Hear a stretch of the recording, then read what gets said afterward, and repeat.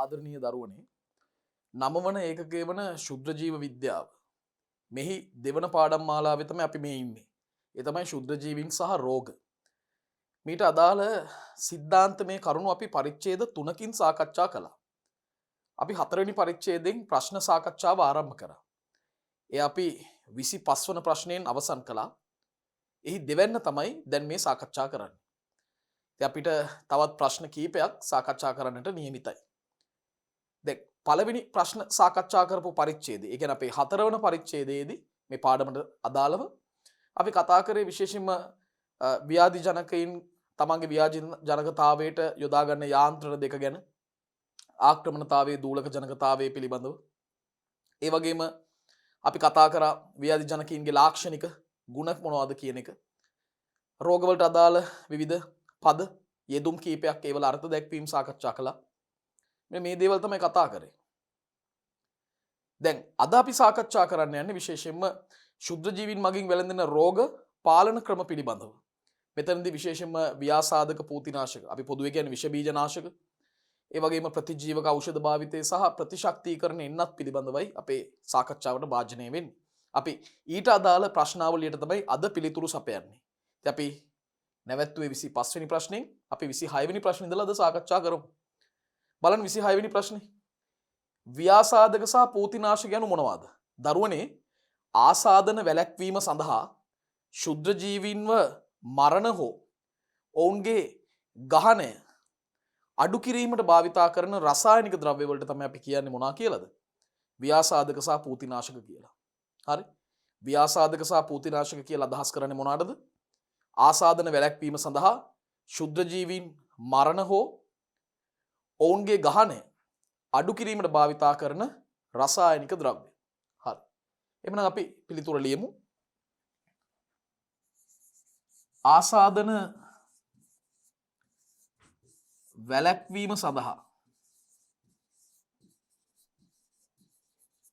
ආසාදන වැළැක්වීම සඳහා ශුද්‍ර ජීවීන් මරණ හෝ ශුද්ධ ජීවීන් මරණ නැත්නම් මරා දමන කියන්නත් පුළුවන්. අපි එහෙම ලියමු.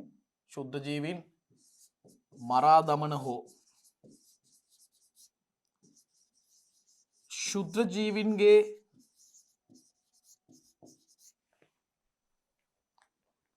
ගහනය අඩු කරනු ලබන නැත්නම් අඩු කිරීමට යොදා ගනු ලබන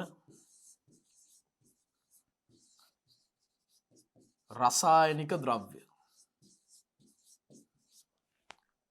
ආසාදන වැළැක්වීම සඳහා ශුද්‍ර ජීවීන් මරා දමන හෝ ශුද්‍ර ජීවීන්ගේ ගහනය අඩු කිරීමට යොදා ගනු ලබන රසායනික ද්‍රව්‍ය තමයි ව්‍යාසාධක හා පූතිනාශක වේ.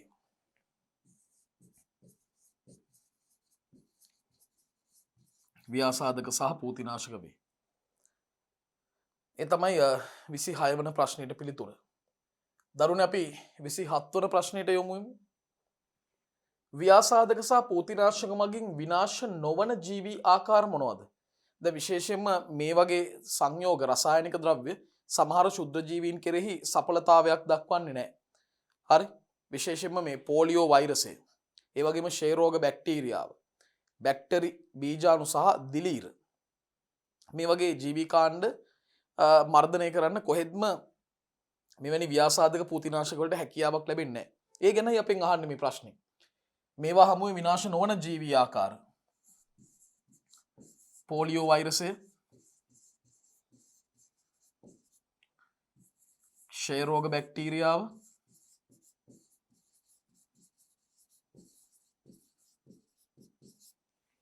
ඒ වගේම බැක්ටරි බීජාණු,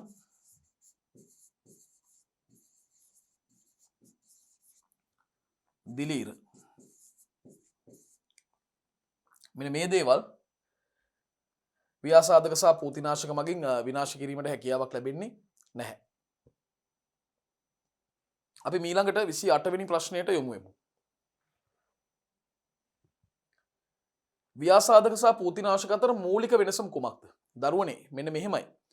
පූතිනාශක මේ මිනිසාගේ සමවැනි ජීවී පෘෂ්ඨවලට ඍජුවම සහ ආරක්ෂාකාරී ලෙස භාවිතා කරන්න පුළුවන්. ව්‍යාසාධක භාවිතා කරන්නේ අජීවී පෘෂ්ඨවල ශුද්ධ ජීවී ගහණය විනාශ කිරීම සඳහා. පූතිනාශක භාවිතා කරන්නේ සමවැනි ජීවී පෘෂ්ඨවල ඉන්න ශුද්ධ ජීවී ගහණය අඩු කරන්න. ව්‍යාසාධක භාවිතා කරන්නේ අජීවී පෘෂ්ඨවල පවතින ශුද්ධ ජීවී ගහණයක් විනාශ කිරීමට. දැන් අජීවී පෘෂ්ඨ කියලා අදහස් කරන්නේ මොනවද? විශේෂයෙන්ම ඔය කාණු පද්ධති, හැඳි ගෑරොප්පු වගේ උපකරණ, ඒ වගේම ශල්‍යාගාර, ඒ වගේම අපිට ගන්න පුළුවන් මුළුතැන්ගේ මතු පිටවල්, වැසිකිලි කැසිකිලි වගේ ස්ථාන, දෙවුම් බේසම් අපි කියන්නේ සිංක් එක කියලා. ඒ වගේම ස්නානය සඳහා භාවිතා කරන ස්ථාන. මේ වගේ ස්ථානවල ඉන්න ව්‍යාධි ජනකයින්, රෝගකාරක ශුද්ධ ජීවීන් විනාශ කරලම දාන්න තමයි ව්‍යාසාධක යොදාගන්නේ. පූතිනාශක ගන්නේ සමවැනි ජීවී පෘෂ්ඨවල ඉන්න ශුද්ධ ජීවී ගහණයක් පාලනය කරන්න, අඩු කරන්න තමයි ගන්නෙ. ඒක තමයි මූලික වෙනස. පැහැදිලිද? හරි. අපි ලියමු. පූතිනාශක සමවැනි ජීවී පෘෂ්ඨවල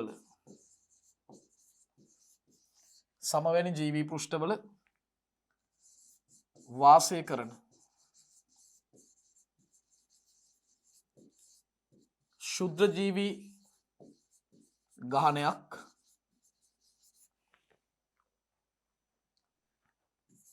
අඩු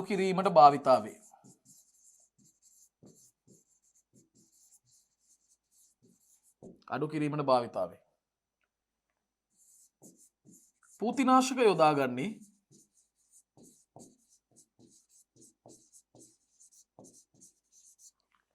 යොදාගන්නේ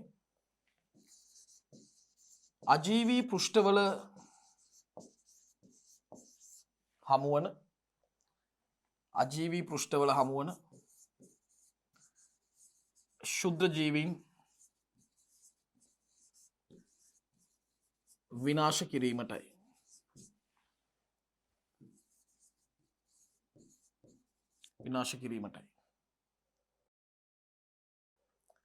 පැහැදිලිද? දරුවනේ එහෙමනම් අපි 29 වෙනි ප්‍රශ්නයට යමු. පූතිනාශක සහ ව්‍යාසාධකවල සඵලතාවය නැත්නම් කාර්යක්ෂමතාවය රඳා පවතින සාධක මොනවද? ප්‍රධාන සාධක 4ක් මත තමයි මේ පූතිනාශක සහ ව්‍යාසාධකවල සඵලතාවය රඳා පවතින්නේ. එකක් තමයි භාවිතා වෙන සාන්ද්‍රණය මොකක්ද කියන එක. ඒ වගේම මේවට මේ විෂ බීජනාශක වලට නිරාවරණය වී පවතින කාල සීමාව කොපමණද කියන එක. ඒ මොහොතේ පරිසර උෂ්ණත්වයත් බලපානවා. ඒ වගේම කාබනික ද්‍රව්‍යවල පැවැත්මත් බලපානවා. මේ සාධක 4 බලපානවා. මොනවද? සාන්ද්‍රණය, නිරාවරණය වී ඇති මේවට නිරාවරණය වී ඇති කාල සීමාව, ඒ වගේම උෂ්ණත්වය සහ කාබනික ද්‍රව්‍යවල පැවැත්ම බලපානවා. භාවිතා කරන පූතිනාශක ව්‍යාසාධකවල සාන්ද්‍රණය බලපානවා. ඊළඟට ඒවාට විවෘත වී ඇති කාලය බලපානවා. තුන්වෙනි දේ තමයි උෂ්ණත්වය බලපානවා.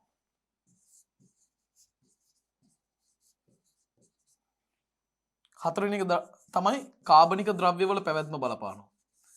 කාබනික ද්‍රව්‍යවල පැවැත්ම.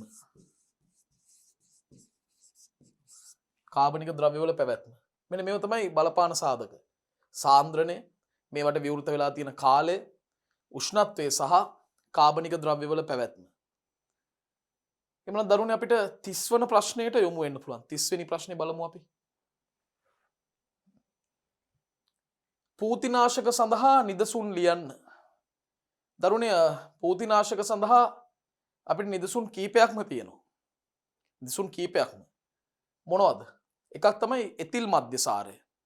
හරි, එතිල් ඇල්කොහොල්.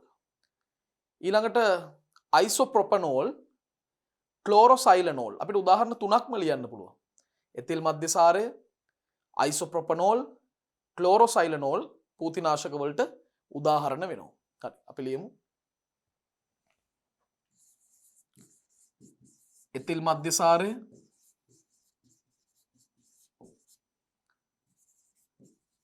අයිසෝ ප්‍රොපනෝල් අවසාන වශයෙන්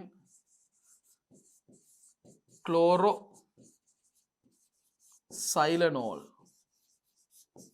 ක්ලෝරෝසයිලනෝල් එතිල් මධ්‍යසාරය අයිසෝප්‍රොපනෝල් ක්ලෝරෝසයිලනෝල් මෙන්න මේවා තමයි පූතිනාශක සඳහා නිදසුන් වෙන්නේ. අපි 31 වෙනි ප්‍රශ්නයට යමු.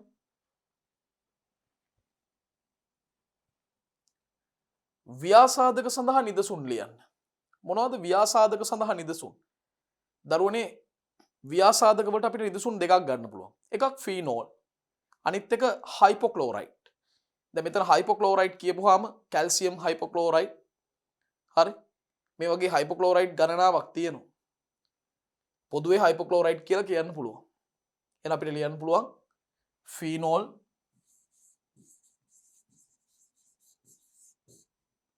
ඒ වගේම හයිපොක්ලෝරයිඩ්.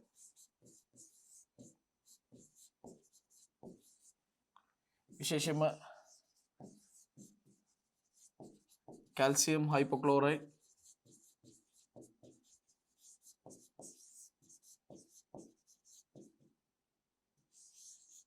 කැල්සියම් හයිපොක්ලෝරයිඩ් වගේ ඒවා උදාහරණ වලට ගන්න පුළුවන්. 31 තමයි ව්‍යාසාධක සඳහා නිදසුන් ෆීනෝල් සහ හයිපොක්ලෝරයිඩ් මේ සඳහා නිදසුන් ලෙස අපිට භාවිතා කරන්න පුළුවන්. අපි ඊළඟ ප්‍රශ්නයට යොමු වෙමු. ඔන්න දරුවනේ අපි 32 වෙනි ප්‍රශ්නයට එනවා. 32 වෙනි ප්‍රශ්නේ ප්‍රතිජීවක යනු මොනවාද? ප්‍රතිජීවක කියන්නේ මොනවද? දැන් බැක්ටීරියාවන්ට විරුද්ධව ක්‍රියා කරන ඵලදායී ප්‍රතිශුද්ධ ජීවී ද්‍රව්‍යයකට තමයි අපි ප්‍රතිජීවක කියලා කියන්නේ. බැක්ටීරියාවන්ට විරුද්ධව ක්‍රියා කරන ඵලදායී ප්‍රතිශුද්ධ ජීවී ද්‍රව්‍ය. ඒව තමයි ප්‍රතිජීවක කියලා අදහස් කරන්නේ. ඉතින් අපි ලියමු. බැක්ටීරියාවන්ට විරුද්ධව ක්‍රියා කරන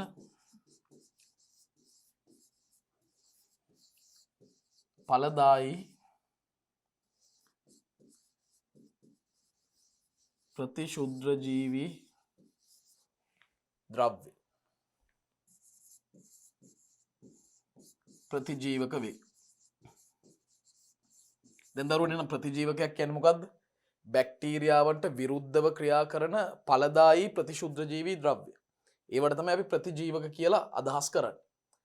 ඉතින් ලෝකේ ප්‍රතිජීවක වර්ග ගණනාවක් තියෙනවා. අපි ඒව ගැනත් සාකච්ඡා කරමු.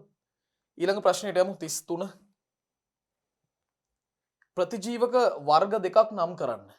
ප්‍රතිජීවක නෙමෙයි මෙතන මේ අහන්නේ ප්‍රතිජීවක වර්ග දෙක. දරුවනේ ප්‍රතිජීවක වර්ග දෙකකට බෙදන්න පුළුවන්. හරි?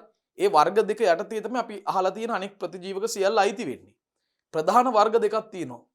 පුළුල් පරාස ප්‍රතිජීවකයි පටු පරාස ප්‍රතිජීවකයි කියලා ප්‍රතිජීවක අපිට වර්ගීකරණය කරන්න පුළුවන්. මොකද මේ දෙකේ වෙනස?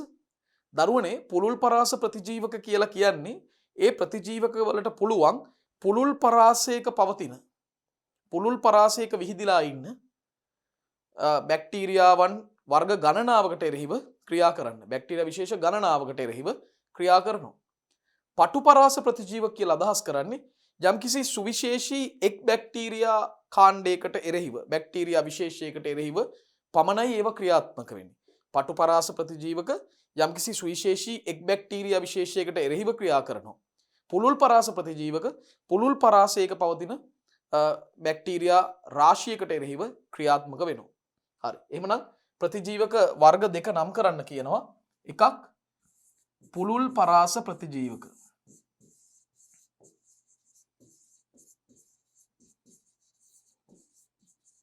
දෙවැනි එක පටු පරාස ප්‍රතිජීවක.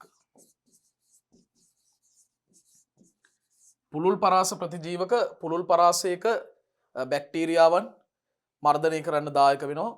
පටු පරාස ප්‍රතිජීවක කියන්නේ යම්කිසි එක් සුවිශේෂී බැක්ටීරියා කාණ්ඩයකට එරෙහිව පමණක් ක්‍රියා කරනවා. හරි. දරුවනේ මම කැමති 34 වෙනි ප්‍රශ්නයට යොමු වෙන්න.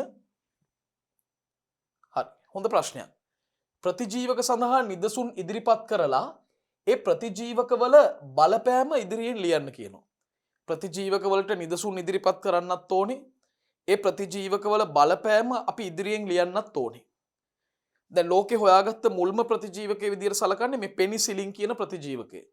ඇලෙක්සැන්ඩර් ෆ්ලෙමින් කියන විද්‍යාඥයා තමයි මේක හොයාගත්තේ. ඔහුට තමයි මේ ගෞරවය හිමි වෙන්නේ. එතකොට මේ පෙනිසිලින් කියන ප්‍රතිජීවකයේ කාර්යභාරය මොකද්ද? මෙයා කරන්නේ බැක්ටීරියා සෛල බිත්ති හැදෙන එක නතර කරලා දානවා. බැක්ටීරියා සෛල බිත්ති සංශ්ලේෂණය නිෂේධනය කරනවා. බැක්ටීරියා සෛල බිත්ති සංශ්ලේෂණය නිෂේධනය කරනවා. හරි.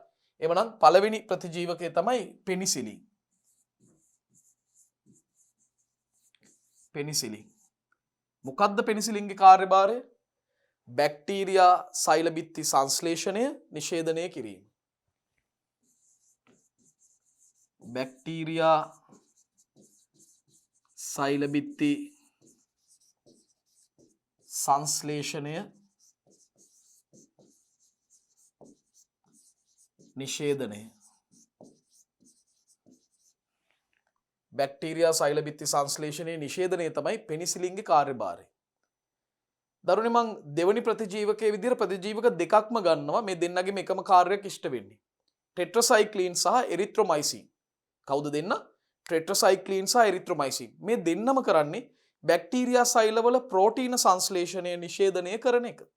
බැක්ටීරියා සෛලවල ප්‍රෝටීන සංශ්ලේෂණය නිෂේධනය කරන එක තමයි මේ දෙන්නම කරන්නේ. පැහැදිලිද? හරි. එහෙනම් එරිත්‍රොමයිසින් එවැගේම ටෙට්‍රාසයික්ලින්. එරිත්‍රොමයිසින් සහ ටෙට්‍රාසයික්ලින් දෙන්නම එක කාර්යයක් කරන්නේ. බැක්ටීරියා සෛලවල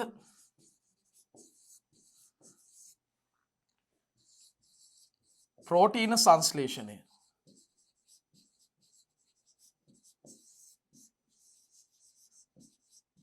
නිෂේධනය. බැක්ටීරියා සෛලවල ප්‍රෝටීන සංශ්ලේෂණයේ නිෂේධනය තමයි මේ දෙන්නම කරන්නේ. එරිත්‍රොමයිසින් ටෙට්‍රාසයික්ලින් දෙන්නම කරන්නේ බැක්ටීරියා සෛලවල ප්‍රෝටීන සංශ්ලේෂණ ක්‍රියාවලිය නිෂේධනය කිරීම. පැහැදිලිද? දරුවනේ මම තුන්වෙනි කාණ්ඩයට යනවා. තුන්වෙනි ප්‍රතිජීවක වර්ගය. මෙතනදී මේ තුන්වෙනි ප්‍රතිජීවක වර්ගයේ විදිහට අපිට කතා කරන්න පුළුවන් ඩැප්ටොමයිසින්. ඩැප්ටොමයිසින්. ඩැප්ටොමයිසින් මොකද කරන්නේ? ඩැප්ටොමයිසින් කරන්නේ බැක්ටීරියා සෛලවල සෛල පටලය නැත්නම් අපි කියන්නේ ප්ලාස්ම පටලය කඩා බිඳ දැමීම. බැක්ටීරියා සෛලවල ප්ලාස්ම පටලය කඩා බිඳ දැමීම තමයි ඩැප්ටොමයිසින් වලින් කරන්නේ. ඔන්න ඩැප්ටොමයිසින්. ඩැප්ටොමයිසින් මොකද්ද කරන්නේ? බැක්ටීරියා සෛලවල ප්ලාස්ම පටලය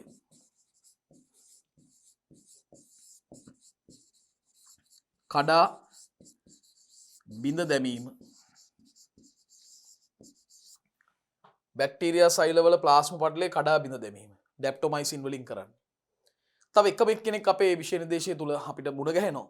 ඒ තමයි රිෆැම්පින්. කවුද? රිෆැම්පින්. එයා කරන්නේ බැක්ටීරියා සෛලවල DNA RNA සංශ්ලේෂණය නතර කරනවා, නිෂේධනය කරනවා. බැක්ටීරියා සෛලවල DNA RNA සංශ්ලේෂණය නිෂේධනය කරනවා. කවුද?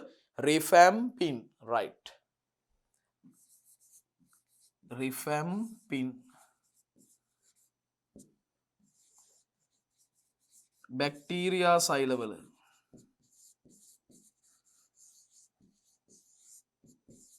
DNA හා RNA සංශ්ලේෂණය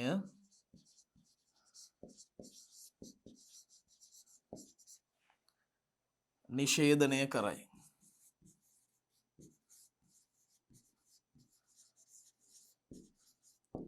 බැක්ටීරියා සෛලවල DNA සහ RNA සංශ්ලේෂණය නිෂේධනය කරනවා. කවුද ඒක කරන්නේ? රිෆැම්පින් මගින්. රිෆැම්පින්. හරි.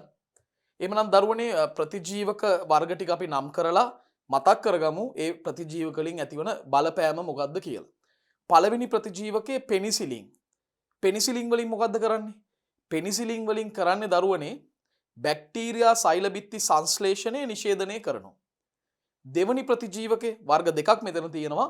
ටෙට්‍රසයික්ලින් සහ එරිත්‍රොමයිසින්. දෙන්නම කරන්නේ බැක්ටීරියා සෛලවල ප්‍රෝටීන සංශ්ලේෂණය නිෂේධනය කරනවා. ඊළඟට ඩැප්ටොමයිසින් බැක්ටීරියා සෛලවල ප්ලාස්ම පටලය කඩලා බිඳලා දානවා.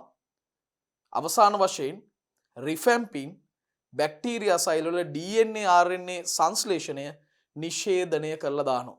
නිෂේධනය කරලා දානවා. ඉතින් මෙන්න මේ කරුණු ගැන හොඳ අවබෝධයකින් ඉන්න ඕනේ. විශේෂයෙන්ම බහුවර්ණ ප්‍රශ්නවලදී නිරන්තරයෙන්ම ප්‍රතිජීවක ගැන ප්‍රශ්න අහලා තියෙනවා. ඒ නිසා ඒව වරද්ද ගන්න බෑ. පැහැදිලිද? අපි ඊළඟ ප්‍රශ්නයට යමු වෙමු.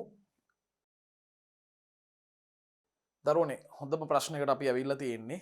මෙවර විභාගයේදී පවා අපිට මේ වගේ ප්‍රශ්න බලාපොරොත්තු වෙන්න පුළුවන් ඉදිරි විභාගවලදී පවා. ප්‍රතිශක්තිකරණ එන්නත් යනු මොනවාද? මොනවාටද මේ ප්‍රතිශක්තිකරණ එන්නත් කියන්නේ? ප්‍රතිශක්තිකරණ එන්නත් කියලා කියන්නේ විශේෂයෙන්ම මේ වගේ එන්නත් මේ එන්නත් වල තියෙන දරුවනේ අවලම්බනයක් නැත්නම් ද්‍රාවණයක්. මොනවද මේ ද්‍රාවණය තුල තියෙන්නේ?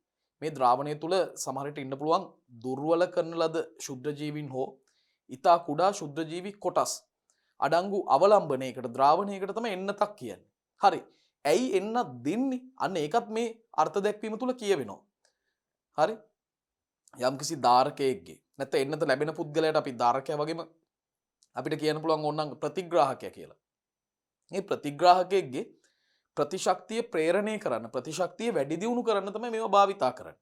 ඒ නිසා අපිට කියන්න පුළුවන් ප්‍රතිශක්තිය ප්‍රේරණය කිරීම සඳහා භාවිතා කරනු ලබන ප්‍රතිශක්තිය ප්‍රේරණය කිරීම සඳහා භාවිතා කරනු ලබන දුර්වල කරන ලද ශුද්ධ ජීවීන් හෝ ඊතා කුඩා ශුද්ධ ජීවී කොටස් අඩංගු අවලම්බනයක් තමයි මේ එන්නතක් කියන්නේ.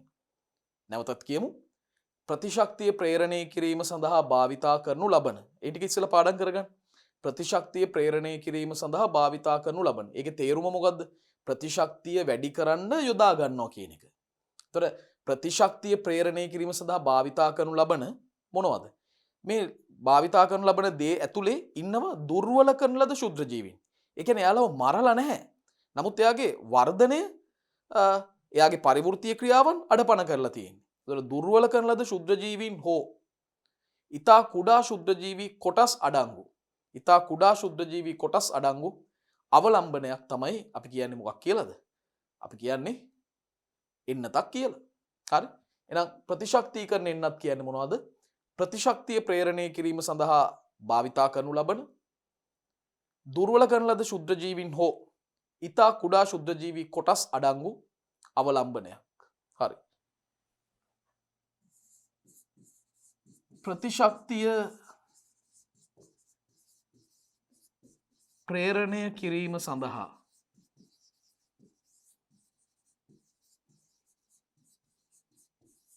භාවිතා කරනු ලබන ප්‍රතිශක්තිය ප්‍රේරණය කිරීම සඳහා භාවිතා කරනු ලබන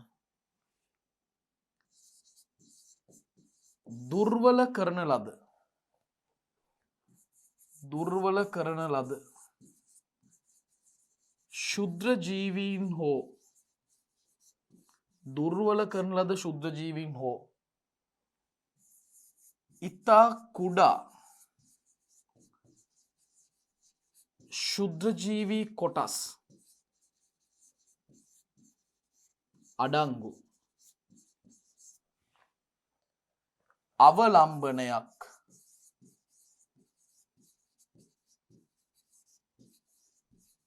එන්නතක් නම් වේ. හරි ලේසි. ප්‍රතිශක්තිය ප්‍රේරණය කිරීම සඳහා භාවිතා කරනු ලබන ප්‍රතිශක්තිය ප්‍රේරණය කිරීම සඳහා භාවිතා කරනු ලබන දුර්වල කරන ලද හෝ එහෙම නැත්නම් ඊතා කුඩා දුර්වල කරන ලද ශුද්ධ ජීවීන් හෝ ඊතා කුඩා ශුද්ධ ජීවී කොටස් අඩංගු අවලම්බනයක් නැත්නම් ද්‍රාවණයක් තමයි මොකද්ද එන්නතක් කියන්නේ. පැහැදිලි නේද? ප්‍රතිශක්තිය ප්‍රේරණය කිරීම සඳහා භාවිතා කරනු ලබන දුර්වල කරන ලද ශුද්ධ ජීවීන් හෝ ඉතා කුඩා ශුද්‍රජීවි කොටස් අඩංගු අවලම්බනයක් තමයි එන්නතක් කියන්නේ. දරුවනේ මෙවැනි එන්නත් වර්ග 3ක් අපිට අපේ විෂය නිර්දේශය තුල මුණ ගැහෙනවා. මොනවද? මම මෙතනින් මේක දක්වන්නම්. ප්‍රධාන එන්නත් වර්ග 3ක් තියෙනවා. එකක් තමයි අඩපණ කරන ලද ජීවි එන්නත්. අඩපණ කරන ලද ජීවි එන්නත්. එක එකක්. දෙවැනි එක තමයි දරුවෝ අක්‍රිය කරන ලද එන්නත්. අක්‍රිය කරන ලද එන්නත්. තුන්වෙනි එක තමයි උප ඒකක එන්නත්.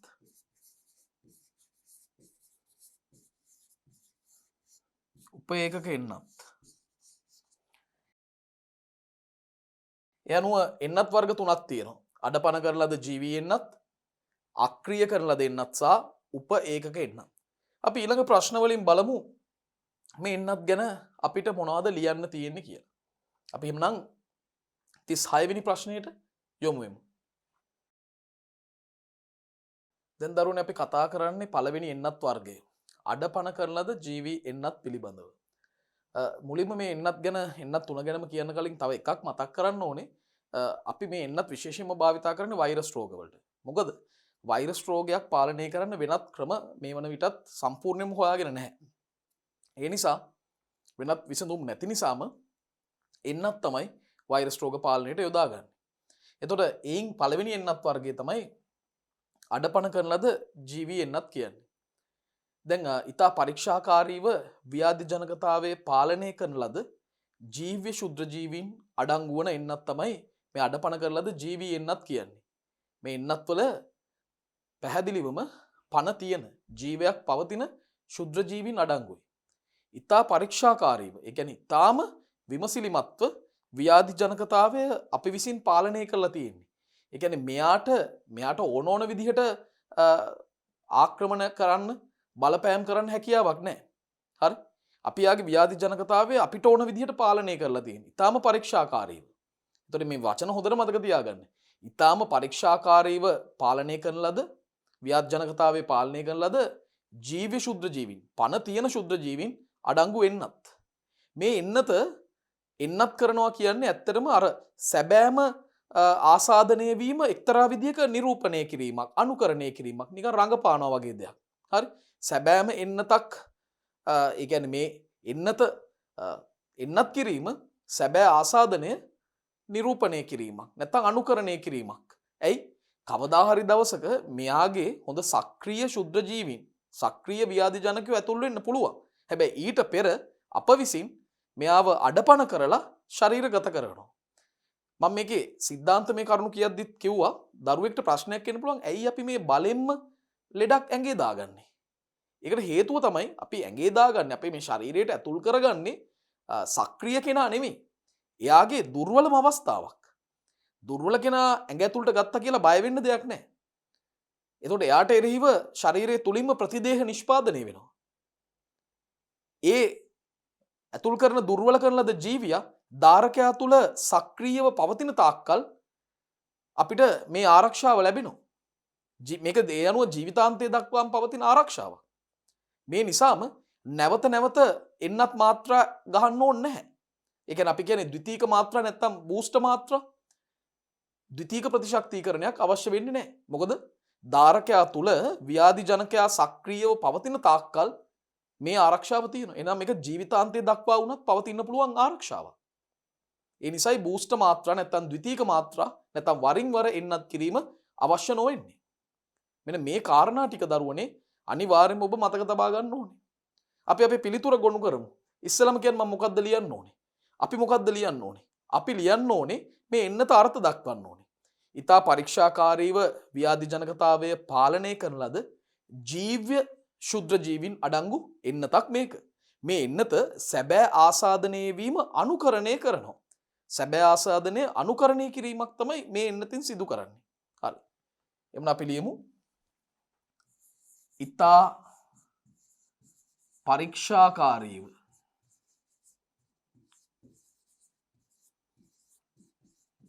ව්‍යාධි ජනකතාවය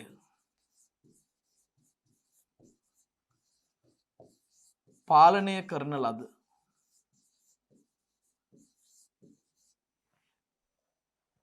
ජීව්‍ය ශුද්‍ර ජීවීන් අඩංගු එන්නතකි. ජීව්‍ය ශුද්‍ර ජීවීන් අඩංගු එන්නතකි. මෙය සැබෑ ආසාදනය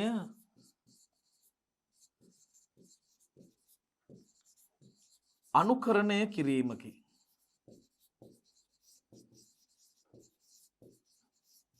මෙය සැබෑ ආසාදනය දරුවනේ අනුකරණය කිරීමක් කියලත් අපිට සලකන්න පුළුවන්. හරි. ධාරකයා තුළ ව්‍යාධි ජනකයා සක්‍රීයව පවතින තාක්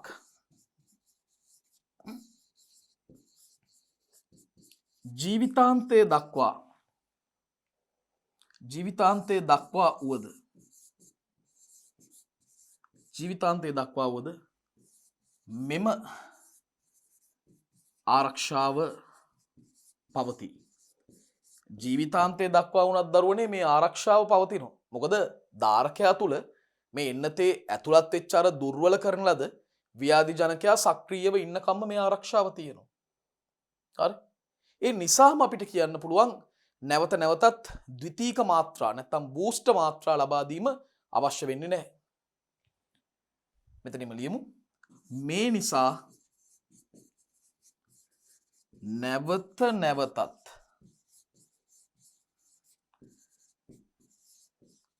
ද්විතීක මාත්‍රා නැත්නම් බූස්ටර් මාත්‍රා ලබා දීමක් අවශ්‍ය නැත. ද්විතීක මාත්‍රා නැත්නම් බූස්ටර් මාත්‍රා නැවත නැවත ලබා දීමක් අවශ්‍ය වෙන්නේ නෑ මේ එන්නත භාවිතා කරාම. ඒ වගේම දරුවනේ මේ මොන වගේ රෝග වලටද මේ එන්නත භාවිතා කරන්නේ? විශේෂයෙන්ම පැපොල, සරම්ප, කම්මුල්ගාය, රුබෙල්ලා මේ වගේ තත්ත්වවලට මේ එන්නත යොදා ගන්න පුළුවන්. පැපොල, සරම්ප, කම්මුල්ගාය, රුබෙල්ලා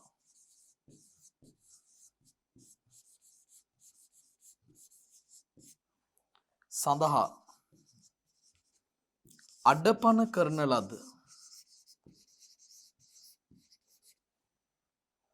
අඩපණ කරන ලද ජීවී එන්නත් භාවිතාවේ. අඩපණ කරන ලද ජීවී එන්නත් භාවිතා වෙනවා. ඔය කාරණා ටික දරුවෝ මතක තියාගන්න ඕනේ. අපි එකවරක් මෙහි සාරාංශයකට එමු. ඉතා පරීක්ෂාකාරීව ව්‍යාධි ජනකතාවය පාලනය කරන ලද ජීව්‍ය ශුද්‍ර ජීවීන් අඩංගු එන්නත් තමයි අඩපණ කරන ලද ජීවී එන්නත් කියලා කියන්නේ. එතකොට මේ එන්නත් සැබෑ ආසාදනය අනුකරණය කිරීමක් තමයි සිදු කරන්නේ. ධාරකයා තුළ ව්‍යාධි ජනකයා සක්‍රියව පවතින තාක් ජීවිතාන්තය දක්වා වුවද මෙම එන්නත් වලින් ආරක්ෂාවක් ලැබෙනවා. හරි, ආරක්ෂාවක් ලැබෙනවා. ඒ වගේම දරුවනේ මේ හින්දම නැවත නැවතත් ද්විතීක මාත්‍රා ලබා දීමක් නැත්නම් බූස්ටර් ප්‍රතිශක්තිකරණයක් අවශ්‍ය වන්නේ නැහැ. මොන රෝගවලටද මේක විශේෂයෙන්ම භාවිතා කරන්නේ? පැපොල, සරම්ප, කම්මුල්ගාය, ඒ වගේම රුබෙල්ලා වගේ රෝගවලට මෙවැනි එන්නත් භාවිතා කරනවා. ඉතින් මේ මූලික සාරාංශ කරුණු දැනගන්න ඕනේ. මගේ විශ්වාසය තමයි නුදුරු අනාගතයේ විභාගයකදී විශේෂයෙන්ම කෙටි සටහන් ප්‍රශ්නයකට මේ ප්‍රතිශක්තිකරණ එන්නත් ගැන අහන්න පුළුවන්. මොකද ලියන්න කරුණු ගොඩක් තියෙනවා. උදාහරණ රෝගක් තියෙනවා, මොන එන්නත්ද භාවිතා කරන්න කියලා. හරි, මේ ලක්ෂණ ටික මේ ඔක්කොම දැනගන්න ඕනේ. ඉතින් අපිට තවත් එන්නත් දෙකක් ගැන කතා කරන්න තියෙනවා. අපි 37 වෙනි ප්‍රශ්නයට යොමු වෙමු. අපි දරුවනේ 37 වෙනි ප්‍රශ්නයෙන් සාකච්ඡා කරන්නේ අක්‍රිය කරන ලද එන්නත් පිළිබඳව. දැන් මේ එන්නත්වල දකින්න ලැබෙන ව්‍යාධි ජනකයින් අක්‍රිය කරන ලද හෝ මරණ ලද ව්‍යාධි ජනකයින් තමයි මේ එන්නත්වල අඩංගු වෙන්නේ. දැන් අඩපණ කරන ලද ජීවී එන්නත් එක්ක සංසන්දනය කරනකොට මේ එන්නත් භාවිතයේදී නම් අනිවාර්යෙන්ම ද්විතීක මාත්‍රා නැත්තම් බූස්ට් ප්‍රතිශක්තිකරණයක් කරන්නම වෙනවා. බූස්ට් ප්‍රතිශක්තිකරණයක් කරන්නම වෙනවා මේ එන්නත් භාවිතා කරද්දී. ඉතින් දරුවනේ විශේෂයෙන්ම ජලබීතිකාව, ඉන්ෆ්ලුවෙන්සාව, පෝලියෝ වගේ වෛරස් රෝගවලට ඒ විතරක් නෙමෙයි. සාමාන්‍යයෙන් එන්නත් අපි යොදාගන්නේ වෛරස් රෝගවලට උනාට කොලරාව වගේ බැක්ටීරියා රෝගයක් මර්ධනය කරන්නත් අපිට අක්‍රිය කරන ලද එන්නත් යොදා ගන්න පුළුවන්. පැහැදිලිද? හරි. ඒ අනුව දැන් අපි තේරුම් ගන්න ඕන දේ තමයි මේ අක්‍රිය කරන ලද එන්නත් ගත්තොත් මේ වායේ අඩංගු වන ව්‍යාධි ජනකයින් අක්‍රිය කරන ලද හෝ මරණ ලද ව්‍යාධි ජනකයන් තමයි මේ එන්නත් වල අඩංගු වෙන්නේ. බූස්ට් මාත්‍රා ලබා දීම අනිවාර්යයෙන්ම කරන්න ඕනේ. හරි. අපි ලියමු. මෙවැනි එන්නත්වල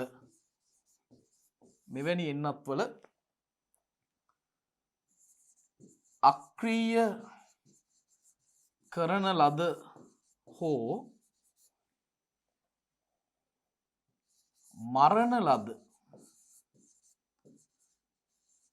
ශුද්‍ර ජීවීන් එහෙම නැත්නම් ව්‍යාධි ජනකයින්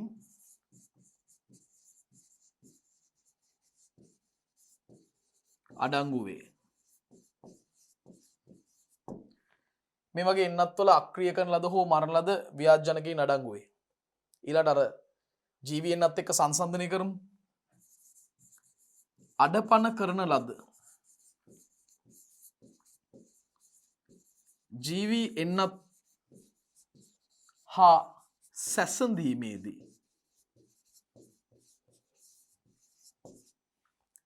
අඩපණ කරන ලද ජීවී එන්නත් හා සැසඳීමේදී මෙවැනි එන්නත් සඳහා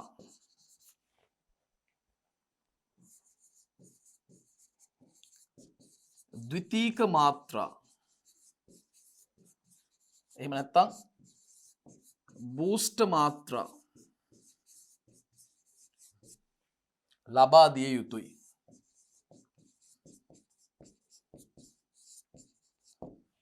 දැන් අපිට ලියන්න පුළුවන් මෙවැනි එන්නත් භාවිතා කරන රෝග වන්නේ අපි දැන් මේම රෝග ටික කතා කරානේ. මොනවද රෝග? ජලබීතිකාව, ඉන්ෆ්ලුවෙන්සාව,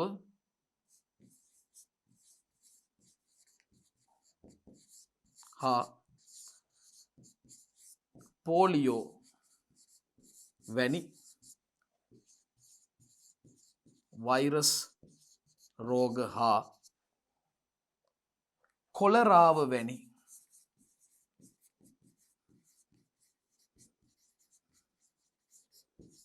බැක්ටීරියා රෝග සඳහාය.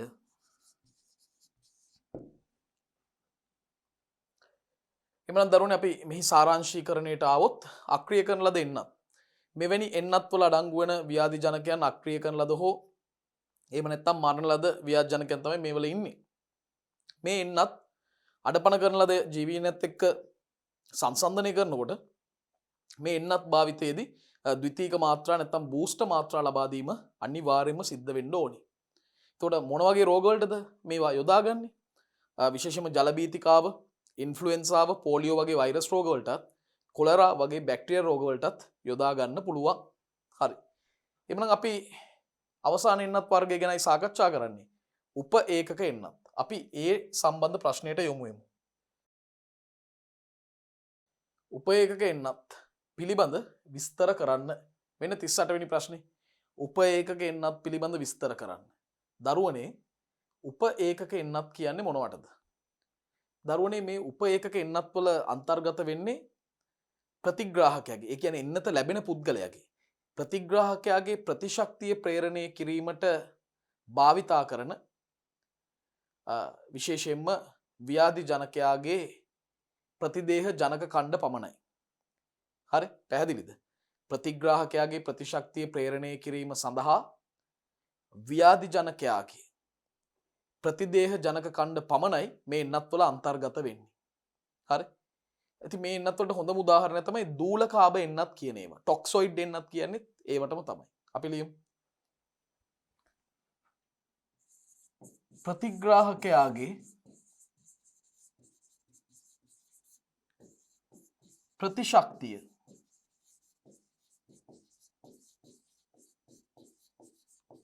ප්‍රේරණය කිරීම සඳහා ප්‍රතිග්‍රාහකයාගේ ප්‍රතිශක්තිය ප්‍රේරණය කිරීම සඳහා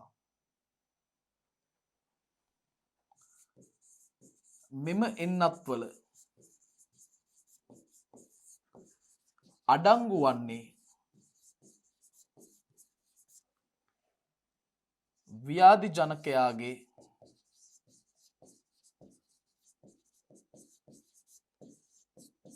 ප්‍රතිදේහ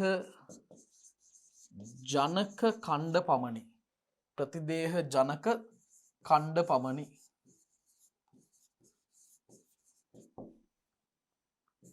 දූලකාභ එහෙම නැත්නම් අපි කියනවා ටොක්සොයිඩ් කියලා.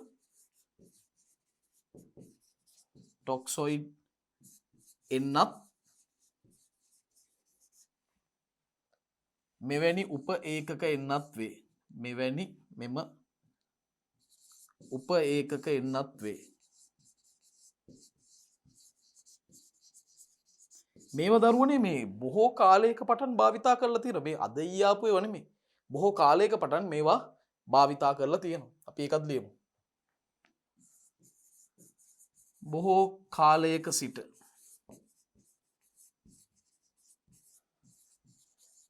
මෙම එන්නත්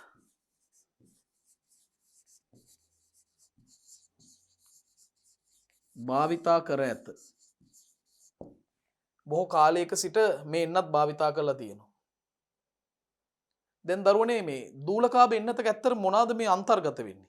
දූලකාභ එන්නතක අන්තර්ගත වෙන්නේ ව්‍යාධි ජනකයාගෙන් මූලාරම්භ වෙච්ච අක්‍රිය කරන ලද දූලක.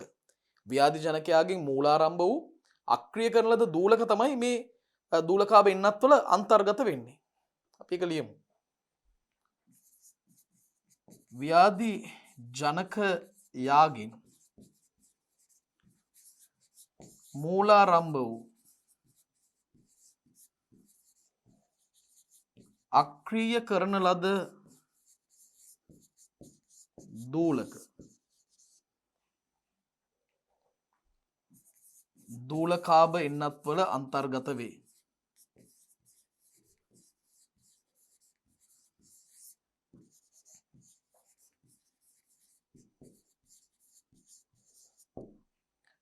දරුවනේ ගලපටලය, ඒ කියන්නේ ඩිප්තීරියාව, ඒ වගේම පිට ගැස්ම වගේ රෝග මර්ධනය කිරීම සඳහා මේ වගේ උප ඒකක එන්නත් භාවිතා කරනවා. අපිට ඒක ලියන්න පුළුවන්.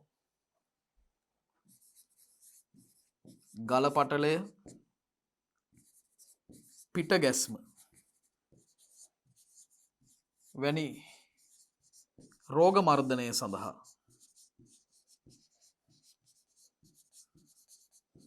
මෙම එන්නත් භාවිතා වේ.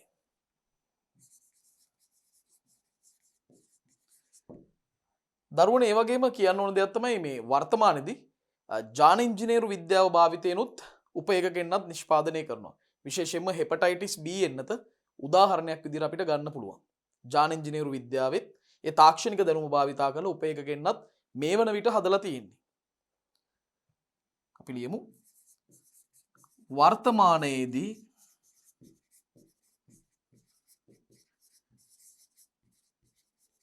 ජාන ඉංජිනේරු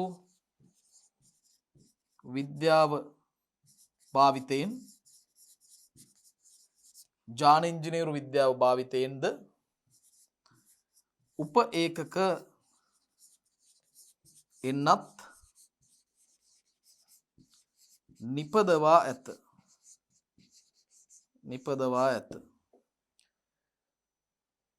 හෙපටයිටිස් B එන්නත නිදසුනක් හෙපටයිටිස් B එන්නත නිදසුන් වේ. ඒ වගේම දරුවනේ හොඳින් අවබෝධ කරගන්න ඕනේ, මතක තියාගන්න ඕනේ පූර්ණ ප්‍රතිශක්තියක් ළඟා කර දීම නම් අවශ්‍යතාවය වෙන්නේ. පූර්ණ ප්‍රතිශක්තියක් ලබා ගන්න නම් අවශ්‍ය අනිවාර්යයෙන්ම නැවත නැවතත් ද්විතීක මාත්‍රා නැත්නම් බූස්ටර් ප්‍රතිශක්තිකරණයක් මේවට අදාළව ලබා ගත යුතුමයි. හරි අපි ඒකත් ලියමු. පූර්ණ ප්‍රතිශක්තිය සඳහා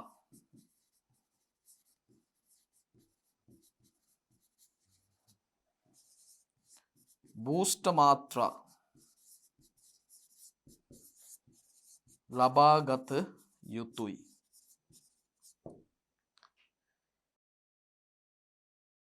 ඔන්න දරුවනේ උපේකක එන්නත් පිළිබඳව අපි ලියුව පිළිතුරේ සාරාංශීකරණයට එමු.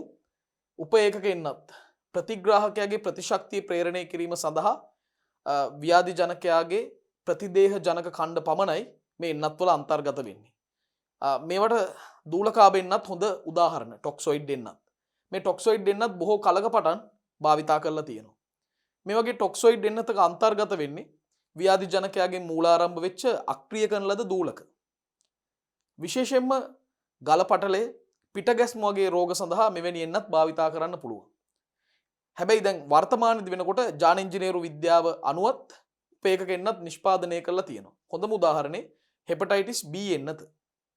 ඒ වගේම දරුවනේ අවසාන වශයෙන් කියන්න ඕනේ පූර්ණ ප්‍රතිශක්තියක් ලබා ගන්නට අවශ්‍ය නම් මෙය ද්විතීක මාත්‍රා නැත්නම් බූස්ටර් මාත්‍රා වලින් ලබා ගත යුතුයි. නැවත නැවතත් මෙවැනි එන්නත් කරගත යුතුයි. එවිට තමයි පූර්ණ ප්‍රතිශක්තියක් ඔබේ දේහයට ලැබෙන්නේ.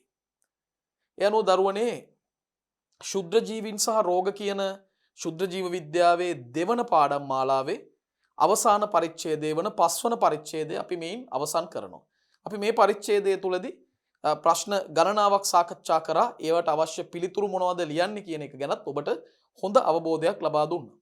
එhmenan අපි තවත් සිද්ධාන්තමය පාඩමකින් ශුද්ධ ජීව විද්‍යාවටම අයිති 3 වන පාඩම් මාලාව වන කර්මාන්ත හා සම්බන්ධ ශුද්ධ ජීව විද්‍යාවයි ආරම්භ කරන්නට සූදානම් වෙන්නේ. එhmenan ඒ පාඩමින් අපි නැවත මුණ ගැහෙමු. එතෙක් ඔබට සුබ දවසක්.